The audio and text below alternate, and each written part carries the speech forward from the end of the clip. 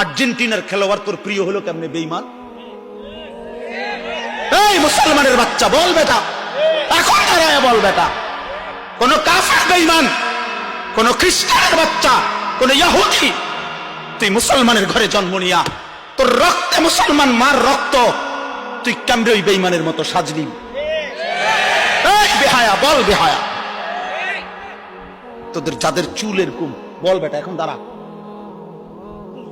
ওই বেঈমান তোর পছন্দ হলো কেন?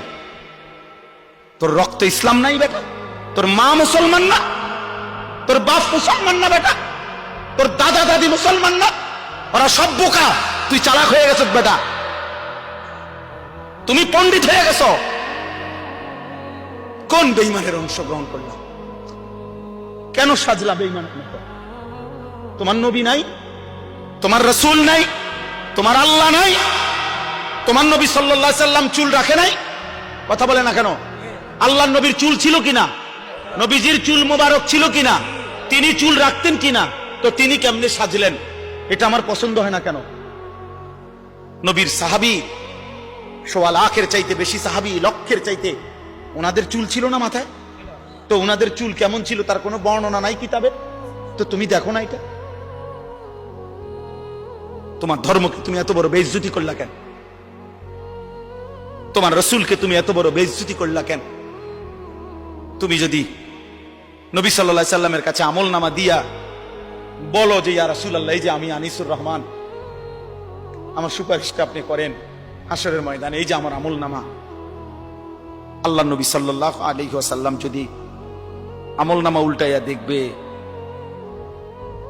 আর বলবে, হায় আনিসুর রহমান 6 মাস 1 বছর কোনদিন ফজরের নামাজ পড়ল না,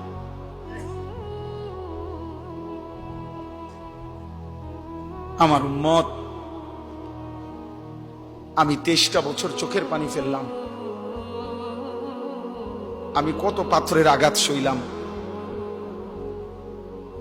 আমি ক্ষুধার কষ্টে পেটে পাথর বাঁধলাম,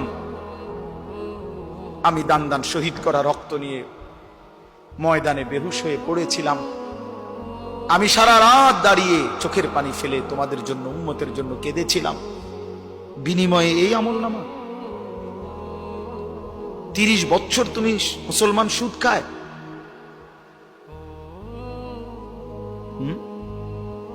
30 বছর 40 বছর সুদ খায়, আপনার ঘরে 30 বছর টেলিভিশন চলে, নারী নাচ গান, এগুলো নবীজি দেখবে না? কথা বলেন না কেন? নবী এগুলো দেখবে না? তো কিছু বলবে না? না বলবে মাশাআল্লাহ দারুণ আমলনামা নিয়ে আসছে, আসো তোমার জান্নাত বুঝাই দেই। না সুপারিশ মানে এই নাকি? কোন নিয়ম কানুন নাই। নবীজি সুপারিশ করবে কথার মানে কি? মানে নবীজি বলছে, উম্মত তোমার যা মন চাই তা গুনাহ করে মৃত্যু পর্যন্ত এই অবস্থায় তুমি আইসো কবরে হাসরে, আমি শুধু সুপারিশ করে জান্নাত দিয়ে দেব, এই তো না? আমার বাপ